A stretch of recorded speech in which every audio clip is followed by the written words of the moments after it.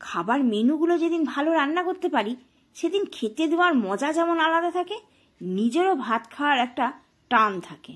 আর আজকে ঠিক সেরকমই একটা দিন। মোচা চিংড়ি, লাউ পাতায় মুড়ে মাছ, আহা, এ যে বাঙালির কি প্রিয়। মাছ এই জন্য আলাদা আলাদা করে রেখেছিলাম, কিছুটা ভেজেছি আর কিছুটা কাঁচা রেখেছি। এই কাঁচা মাছের জন্যই নিয়েছিলাম খানিক পোস্ত, তার সঙ্গে ঠিক ততটা পরিমাণে সাদা সর্ষ, সামান্য একটু কালো সর্ষ, আর লাউ পাতায় পাঁচ মানে সেটাকে শুকনো ভাতে আমরা মাখিয়ে খাই, তাই জন্য ঝাল একটুখানি বেশি হলে ভালো হয়। লঙ্কা দুটো বেশি দিয়েছি, আর সারা রাত ঘরে পেতে দিয়েছিলাম দই, সেই দইটা থেকে 2 চামচ দই তুললাম। এর স্বাদই দুর্দান্ত। ভাজা মাছটা দিয়ে কাঁচকলা আলু দিয়ে ঝোল করব। জিরে, ধনে, 2 কোয়া রসুন, একটু গরম মশলা আর লঙ্কা দিয়ে মশলা কষিয়ে মাছের ঝোল বসাবো। আর ওইদিকে মোচা বসাবো বলে মোচাটাকে রেডি করে নিয়েছি। তবে চিংড়ি মাছ দিয়ে করবো তো প্রথমেই বেশ করে পেঁয়াজ দিয়েছি। এইভাবে করলে খেতে বড্ড ভালো লাগে। আলু আর পেঁয়াজ ভালো করে ভাজা হবে। হলুদটাও দিয়ে দিলাম পরিমাণ মতন। মাছের ঝোলে সব মাছগুলো দিয়ে এবারে গ্যাসের ফ্লেমটাকে মিডিয়ামে রেখে একটা ঢাকা দিয়ে দেব।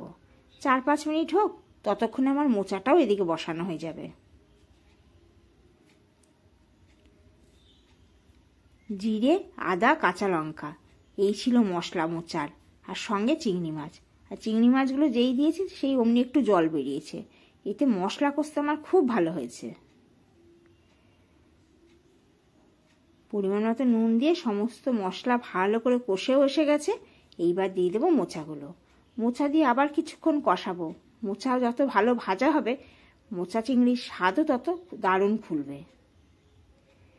এই তেজপাতা দুটো ভারী বিরক্ত করছে, এদেরকে এবার এখান থেকে বিদায় দিই। অল্প জল দিলাম। এই অল্প জলে একটু সেদ্ধ হয়ে গেলেই হয়ে যাবে। আর উপর থেকে দিয়ে দিলাম, মোচায় তো দিতেই হবে একটু মিষ্টি, সেই জন্য অল্প একটু চিনি। মাছের ঝোল হয়েও এসছে, ঢাকাটা শুধু এদিকে করে দিলাম আর মাছের ঝোলটা নামিয়ে দেবো। মাছের ঝোল একদম রেডি হয়ে গেছে। এই গরমে এরকম পাতলা ঝোল খেতে বেশ ভালোই লাগে। কলমি শাক আর রসুন, এই যে আমার ছেলের কি প্রিয়, তার জন্য এই শাক ভাজা দিলে সে এই দিয়েই বোধহয় ভাত খেয়ে নেবে সব। আর মোচাটা এবার দিয়ে দেবো। আজকের এই ছিল লাঞ্চের মেনু। তবে ওই যে কিছুটা কাঁচা মাছ রেখেছিলাম, তাই নিয়ে এবার বসলাম। নুন হলুদ মাখানো মাছে এই দিয়ে দিলাম এবার মশলা। আর এই মাছ যখন লাউ পাতা দিয়ে ভাজা হবে, তার যে কি দুর্দান্ত স্বাদ। তবে তেল একটু বেশি হলেই ভালো লাগে। লাউ পাতাগুলো সকালেই ধুয়ে মুছে রেখেছিলাম, সেগুলো যেন এতক্ষণে গরমের তাপে এরাও একটু দুর্বল হয়ে গেছে। তাতেই ভালো করে মশলা আর মাছ দিয়ে সামান্য উপর থেকে একটু তেল দিয়েছি। লাউ পাতাগুলো হালকা করে মুড়ে নিলাম, তবে একটু দড়ি দিয়ে বেঁধে নেব, তাহলে যখন এপিট ওপিট তেলে ভাজবো তখন বেশ শক্তপোক্তই থাকবে। আমার সঙ্গে সঙ্গে কোকিলটাও দেখুন গাছে কেমন ডাকছে। আর বড়রা খেলে আর একটু ঝাল আর একটু বেশি হলেই ভালো লাগবে, তার জন্য একটু সর্ষের তেল দিয়ে দিলাম। এইভাবে না অল্প তেলেই কড়াইটা পুরো তেল তেলা হয়ে গেছে। এবারে একটা একটা করে মাছগুলো দিয়ে দিই।